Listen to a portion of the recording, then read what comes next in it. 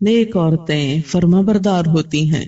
ایک حدیث میں آتا ہے کہ 2 لوگوں کی نمازیں ان کے سروں سے اوپر نہیں جاتی، ادھر ہی رہتی ہیں ان کے پاس ہی، یعنی قبول نہیں ہوتی. مراد ہے ایک وہ عورت جو اپنے شوہر کی نافرمان ہو. پھر یاد رکھیں وہ شرط کے ساتھ، اللہ کی نافرمانی میں نہیں، اللہ کی فرما برداری میں شوہر کی فرما برداری. اللہ تعالیٰ کی ذات اوپر ہے، جو حکم شوہر کا اللہ کی مرضی کے مطابق ہوگا اس کو ماننا. لیکن ایک بات اللہ کی مرضی کے مطابق ہے لیکن شوہر کی بات نہیں مانی جا رہی، تو ایسی عورت کی نماز اس کے سر سے اوپر نہیں جاتی. اور دوسرے اس غلام کی نماز جو اپنے آقا سے بھاگ جائے جب تک کہ واپس نہ آ جائے. ایک اور حدیث میں آتا ہے عورت شوہر کے معاملے میں کسی دوسرے کی بات نہ مانے، کسی دوسرے کی، حتیٰ کہ پیرنٹس کی بھی. آپ کو پتا ہے کہ والدین کی اطاعت فرض ہے. اللہ تعالیٰ نے قرآن پاک میں کیا کہا؟ اللہ کی عبادت کرو اور ماں باپ کی بات مانو. لیکن جب ایک عورت کی شادی ہو جاتی ہے تو اب اس کے لیے اس کا اصل گھر کون سا ہے؟ شوہر کا گھر ہے. اور اب اس کے لیے والدین کی اطاعت سیکنڈری ہے، شوہر کی اطاعت نمبر 1 ہو گئی ہے. پہلے والدین اس کی کفالت کر رہے تھے، اب شوہر اس کی کفالت کر رہا ہے. اب ایک نیا گھر بن رہا ہے. اس کے ڈسپلن میں کیا ہے کہ بیوی شوہر کی بات مانے، نہ کہ میکے کی ڈکٹیشن لیتی رہے روز ٹیلی فون پر.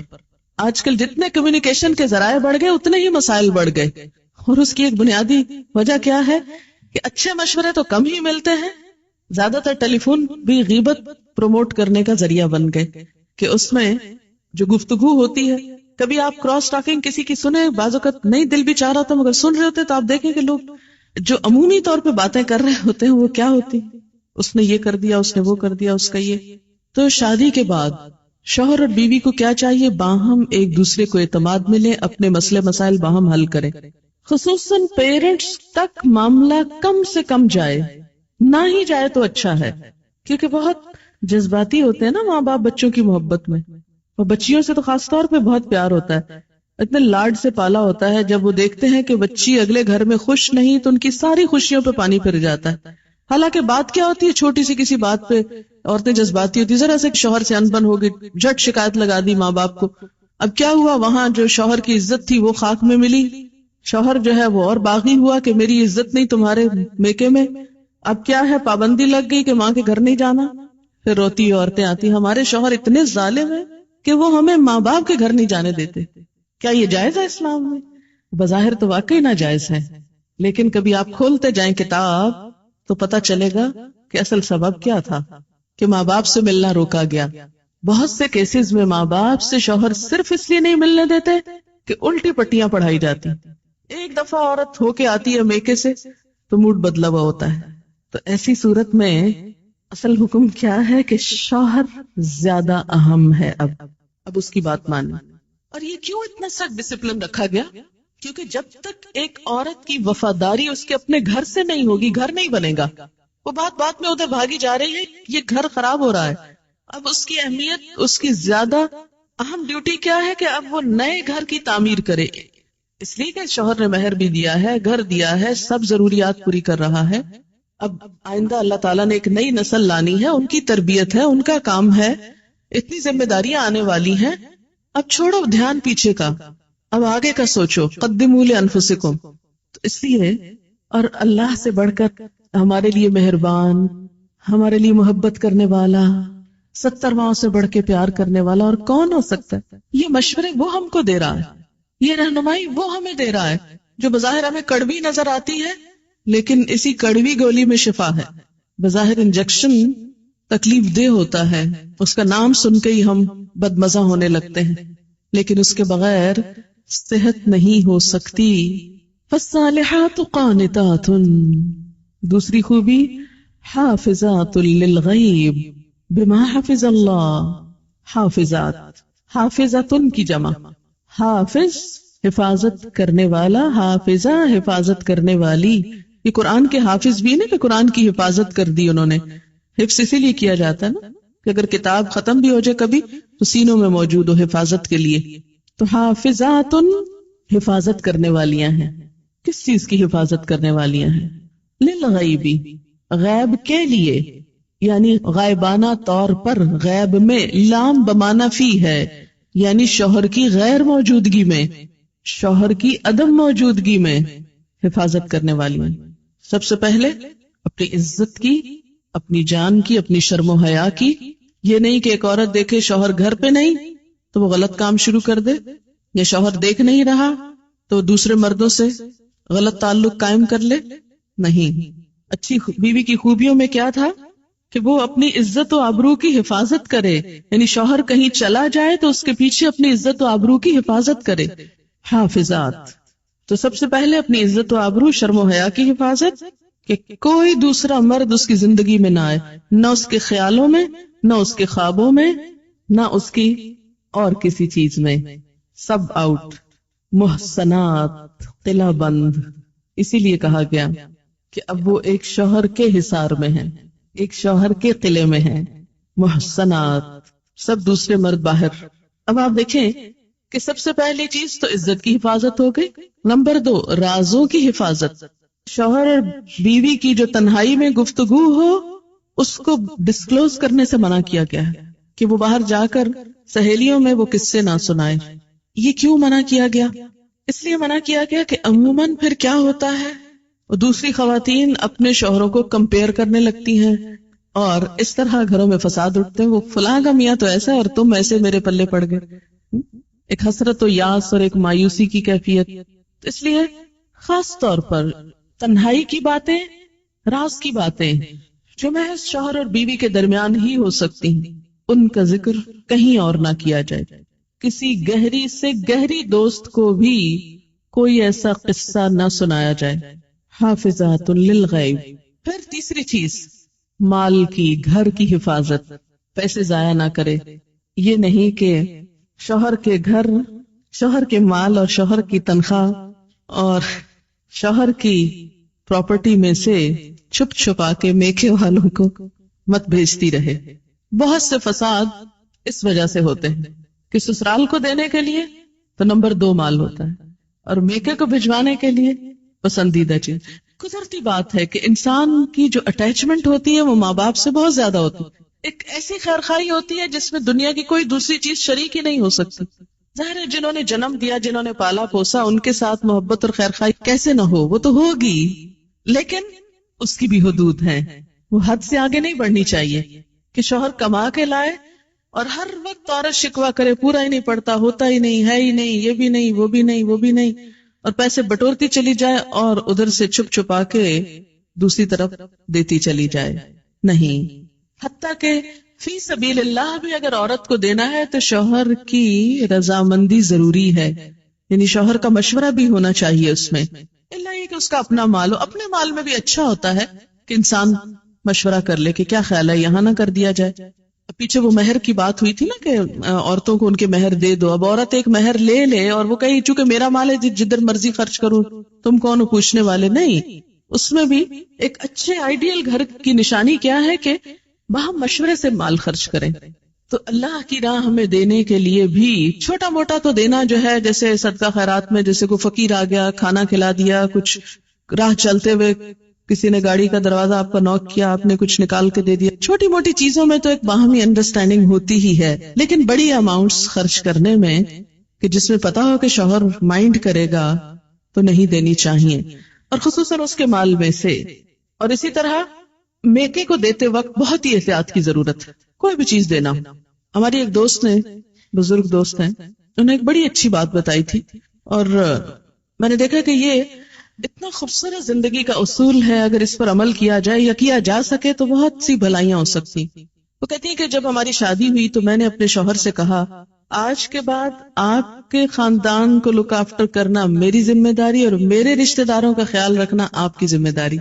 کہتے کہ اس طرح ہم دونوں کے خاندانوں میں بڑی محبت پیدا ہوئی. کہتی کہ میں نے اپنی ذمہ داری لی کہ میں سب تحفے تحائف اپنے سسرال کو دوں گی اور میرے شوہر نے لی کہ وہ میرے بہن بھائیوں کو دیں گے.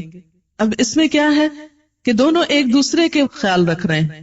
تو شوہر کو بہت خوشی ہوتی ہے جب اس کے بہن بھائیوں اور اس کے والدین اور اس کے رشتہ داروں کی کیئر کی جائے. اگر کوئی عورت شوہر کے دل میں جگہ بنانا چاہتی ہے تو اس کا بہترین نسخہ یہی ہے کہ اس کے رشتہ داروں، اس کے بہن بھائیوں کی قدردانی کریں، ان کا خیال رکھیں اور دل سے سنسیئر ہو جائیں ان کے لیے. اور اسی طرح بیوی کے لیے یہ بات بڑے اعزاز کی ہوتی ہے کہ اس کا شوہر اس کے بہن بھائیوں پیرنٹس کا خیال رکھے اور ان کے لیے تحفے تحائف یا کچھ بھی لین دین کا وہ اہتمام کرے. تو اب آپ دیکھیں کہ جب آپ اپنے ہاتھ سے اپنے ماں باپ کو دیں گے تو وہ شک کی نگاہ سے دیکھے گا، جب وہ دے رہا ہوگا تو آپ چپ کر کے بیٹھی ہوں گی، اچھا نہ دیکھا پھر دے دیا وہ فلاں کو، پھر دے دیا فلاں، تو ضرور ایک بد اعتمادی سی رہتی. لیکن جب آپس میں اگر ممکن ہو، کوئی ایک ضروری نہیں کہ آپ امپوز کیا، لیکن ایک اچھا مشورہ بعض اوقات اچھا فائدہ دے جاتا، اگر ممکن ہو اور شوہر تعاون کرنے والا ہو تو آپس میں یہ طے کر لیجیے، تو اس سے بہت زیادہ خوشگواری آئے گی. کیونکہ ایک خاندان کی خوشگواری صرف ایک خاندان کے ساتھ نہیں ہوتی، ان کے آس پاس یعنی سسرال اور میکے دونوں کے ساتھ خوشگوار تعلقات اس بیچ کے خاندان کو خوشگوار بناتے ہیں. اور جتنا زیادہ انسان مل جل کر رہنا سیکھے اور ایک دوسرے کے حقوق کا لحاظ رکھے اتنی ہی زیادہ خوشیاں آتی ہیں. تو فالصالحات قانتات حافظات للغیب، مال کی حفاظت، اور آخری چیز بچوں کی حفاظت، بچوں کی تربیت. بہت سے جھگڑوں اور کیسز میں دیکھا گیا ہے کہ شوہر کو شکایت ہوتی ہے کہ بیوی بچوں کا خیال نہیں رکھتی. کئی باپ بچوں کے معاملے میں بہت ٹچی ہوتے، بہت سینسیٹیو ہوتے، وہ ماں سے بھی زیادہ بڑھ کر ماں بنتے ہیں ان کے لیے، اور چھوٹی چھوٹی چیز میں اس کو دوا پلائی ہے کہ نہیں، اس نے کھانا کھایا ہے کہ نہیں، ہر وقت ان کا دھیان بچوں میں ہوتا ہے. بہت اچھی بات ہے. اب ایسی عورتوں کی زیادہ ہی شامت آتی ہے کہ جب شوہر بیوی کی بھی ذمہ داریاں لینے لگے بعضوں کا ضرورت سے زائد، تو اس میں یہ ہے کہ اگر بچہ کمزور ہو، اگر بچہ بیمار ہو تو ماں کی شامت آ جاتی. لیکن یہ ہے کہ اصل ذمہ داری بچوں کے سلسلے میں ان کی تعلیم و تربیت کی ماں ہی کی بنتی ہے، اور اس میں اگر عورت کوتاہی کرے تو یہ چیز بھی گھر میں فساد کا سبب بنتی ہے. تو جو مائیں بچوں کی نگہداشت کرنا جانتی ہیں وہ گھر کو زیادہ بہتر خوشحال رکھ سکتی ہیں. اس میں آپ دیکھیں کہ حضور صلی اللہ علیہ وسلم نے قریش کی عورتوں کی تعریف فرمائی کہ قریش کی عورتیں کتنی اچھی عورتیں ہیں جو بچوں کے لیے انتہائی مہربان ہیں، ان کی کیئر کرنے والی. حافظات للغیب، للغیب میں کہ شوہر تو باہر کام کرنے گیا ہوئے. اب بعض مائیں کیا ہے، مار مار کے بچوں کو ادھواں کر دیتی، شوہر کا غصہ بھی بچوں پہ نکال رہی ہوتی، شوہر کی موجودگی میں تو بعض اوقات نہیں مار سکتی تو پیچھے ان کی شامت آتی معصوموں کی. تو یہ حافظات للغیب، اپنی عزت و آبرو، اپنے گھر بار، راز، بچوں، ان سب چیزوں کی کیئر، لک آفٹر، حفاظت. اور اگر نہ کی اور شوہر غریب نے کچھ نہیں کہا تو نہ صحیح، لیکن اللہ تعالیٰ پوچھے گا. کیوں؟ اس لیے کہ حدیث میں آتا ہے وَالْمَرْأَةُ رَاعِيَةٌ فِي بَيْتِ زَوْجِهَا وَمَسْئُولَةٌ عَنْهَا، عورت راعیہ، نگران ہے، فی بیت زوجہا، اس کے شوہر کے گھر میں. یعنی شوہر کی مراد کیا؟ شوہر کی عدم موجودگی میں نگرانی کس کی ہے؟ بیوی کی. یعنی وہ دیکھے مثلا بچے نہیں کہ بہت چھوٹے ہیں تو کیئر کرنے، مثلا بڑے ہیں تو بھی دیکھے کہ ان کی دلچسپیاں کیا ہیں، مشغلے کیا ہیں، تعلیمی صورتحال کیا ہے، اور اسی طرح بہت سی چیزیں. اور پھر راعیۃ فی بیت زوجہا ومسئولۃ عنہا، اور اس سے اس کے بارے میں پوچھا جائے گا. یعنی قیامت کے دن عورت سے ان چیزوں کی نگہداشت کے بارے میں سوال کیا جائے گا. اچھا، عورت کو یہ حفاظت کیوں سونپی گئی؟ عورت کی خوبی حافظات کیوں بنائی گئی؟ بما حفظ اللہ، بوجہ اس کے جو حفاظت کی اللہ نے. کس چیز کی؟ ان کے حقوق کی. اللہ نے ان کے حقوق کو پروٹیکٹ کیا، مرد کو ذمہ دار بنایا، لہذا ان کو بھی اپنی ذمہ داری پوری کرنی چاہیے. اس طرح حقوق اور فرائض کا ایک خوبصورت بیلنس، دونوں اپنے اپنے مدار میں گھوم رہے ہیں. سورج دن کو چمک رہا ہے، چاند رات کو چمک رہا ہے. ایک وقت میں گھر کے لیے مرد کی ضرورت ہے، ایک وقت میں عورت کی ضرورت ہے. دونوں کا اپنا اپنا رول ہے، اپنی اپنی ذمہ داری ہے. خوشحالی اور روحانی مسرت اسی وقت آتی ہے جب دونوں اپنی اپنی ذمہ داری پوری کریں. اور ذمہ داری پوری کرانے کے لیے صرف قانون کافی نہیں ہوا کرتا. اب جیسے کہ مغرب میں عورت نے اسٹیٹ کو قوام بنانا چاہا کہ اسٹیٹ ان کے لیے قانون بنائے. اب دیکھیں قانون بنا کر آپ جبرن قہرن کسی آدمی کو کتنا پابند کر سکتے ہیں کہ تم ضرور بیوی کے حقوق دو، اور پولیس مین جائے گا اور پیچھے سے شوہر جو چاہے گا پھر کرے گا. تو پولیس تو نہیں یہ کنٹرول کر سکتی معاملہ، قانون تو نہیں کر سکتا. قانون کسی حد تک فائدہ دے سکتا ہے، لیکن اصل چیز اللہ کا تقوی ہے. جب تک معاشرے کے اندر خدا کا خوف نہیں آتا، نہ ایک عورت وفادار ہو سکتی ہے اور نہ ایک شوہر ذمہ دار ہو سکتا ہے. واللاتی، اور وہ عورتیں، تخافون، تم ڈرتے ہو، نشوزہن، ان کی سرکشی سے. نشوز کا لفظی معنی ہوتا ہے بلندی، اٹھان، ابھار، ارتفاع، خصوصاً جب کسی چیز میں یہ اٹھان ہیجان کا نتیجہ ہو. ہیجان، غصے، غضب. وہ عورتیں، تم ڈرتے ہو ان کے اٹھان سے، ان کی سرکشی سے، ان کی بلندی سے. یعنی بلندی سے مراد یہاں کیا ہے کہ وہ شوہر کو یا اپنے سے حقیر سمجھتی ہے یا اپنے برابر کا سمجھتی. ہمارے ہاں یہ جو ایکویلٹی کی بات آئی نا، اور ایکویلٹی کا تصور آیا، اس نے گھروں کو بہت نقصان دیا کہ جب حقیقت میں وہ ایکول تھی نہیں. کیونکہ ایکول تو ہوتا ہے انسان اپنی ہی کلاس میں. اب آپ کہیں کہ بلی اور چوہا جو ہے وہ ایکول ہوں تو وہ کیسے ہوں؟ وہ بلی الگ چیز ہے، چوہا الگ چیز ہے، وہ اپنی اپنی کلاس ہے. اب اس کے اندر تو آپ ایکویلٹی ڈھونڈیں، اور دو چیزوں کو آپ کہاں سے ایکول قرار دے رہے ہیں؟ مرد مرد ہے، عورت عورت ہے. اس کی تو جو کیمسٹری ہے جسم کی وہی مختلف ہے، اس کے تو ٹشوز اور سیلز کی ساخت مختلف ہے. آپ کس کس چیز کو ایکول کریں گے؟ ہو سکتا ہی نہیں، کیونکہ دو مختلف چیزیں جو ہیں. لیکن معلوم نہیں کہاں سے ایکویلٹی کا درس شروع ہو گیا عورتوں اور مردوں کے درمیان، جو پاسبل نہیں تھا. یہ بالکل ایسے اگر آپ کہیں کہ یہ 5 انگلیاں ایکول ہونی چاہیے اور کھینچ تان کے سب کو ایک کر دیں، اور یہ تو نہیں ہو سکتا کہ چھوٹی کو لمبا کریں، یہ ضرور ہو سکتا لمبیوں کو کاٹ دیں. یہی ہوگا ایکول کرنے کا. اب آپ چاہیں آپ کے سب بچوں کے قد برابر ہو جائیں، اگر نہیں ہے کچھ کی گردنیں اڑا دیں. ایسی ایکویلٹی سے حاصل کیا ہوگا؟ ضرورت کیا اس ایکویلٹی کی؟ تو کسی عورت کا اپنے شوہر کو حقیر سمجھنا یا اس معنی میں ایکول سمجھنا کہ گھر کی کنگڈم میں وہ اپنے آپ کو بالکل برابری کے اس طرح درجے پر رکھے، وہ للرجال علیہن درجہ کو کنڈیم کرے اور شوہر کی کوئی بات چلنے نہ دے اور کہ ہر بات اور ہر حکم میرا چلے گا، تو یہ نشوز ہوتا ہے.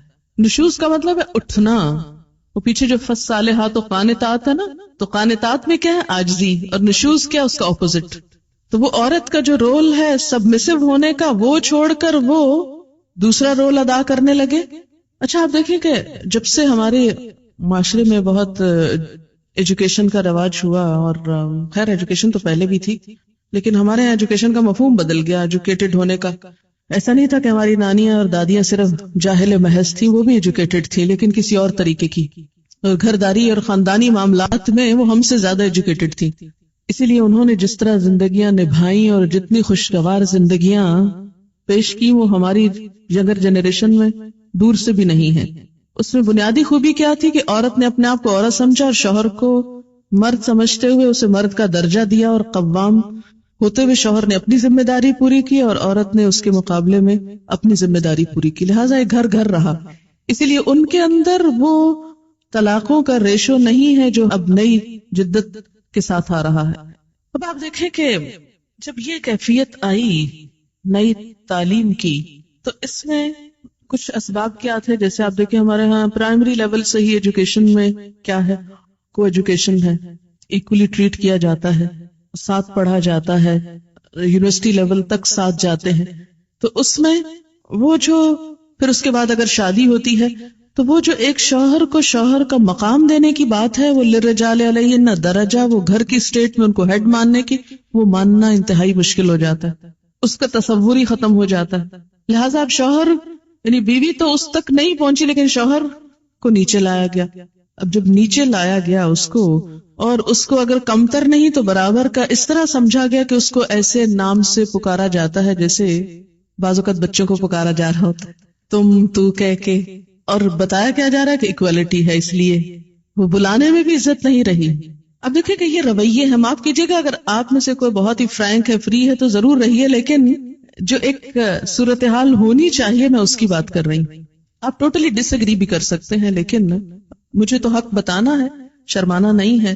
تو آپ دیکھیں کہ جب سے نام اس طرح پکارا جانے لگا کہ جس میں کوئی عزت آبرو، یعنی کہ نام مثلاً اگر شوہر کا نام زید ہے تو اس کو زید اس طرح کہہ کے بلایا جائے جیسے بیٹے کا نام زید ہو تو اس کو بلایا جا رہا ہے. اسی ہی ٹون میں، اسی ہی انداز میں، اسی ہی اسٹائل میں. تو یہ صرف نام پکارنا ہی نہیں ہے، یہ ایک رویے کا اظہار کر رہا ہے، ایک رجحان کی بات ہو رہی، ایک تعلق اور ایک انداز کی بات ہے جو ایک بلانے کے انداز سے لے کر پھر باقی سب معاملات میں ساتھ چلتی. تو اسی لیے ہماری نانیاں اور دادیاں جب کہتی تھی منی کے ابا اور منی کے ابا اور اس کے، تو اگرچہ ہمیں بہت آکورڈ لگتا ہے وہ سب کچھ، پھر ایک جنریشن تو منی کے ابا کہتی تھی، اگلی کہتی صاحب کا ساتھ نام لگاتی تھی، شوہر کے نام کے ساتھ صاحب. اب اگلی جنریشن نے صاحب بھی اڑا دیا، اور معلوم ہی آئندہ کیا ہونے والا ہے. ہو سکتا ہے نک نیم سے پکارا جانے لگے، اور شاید پکارا بھی جاتا ہو. ٹھیک ہے، اگر آپس میں فرینکنیس ہے تو کوئی حرج نہیں.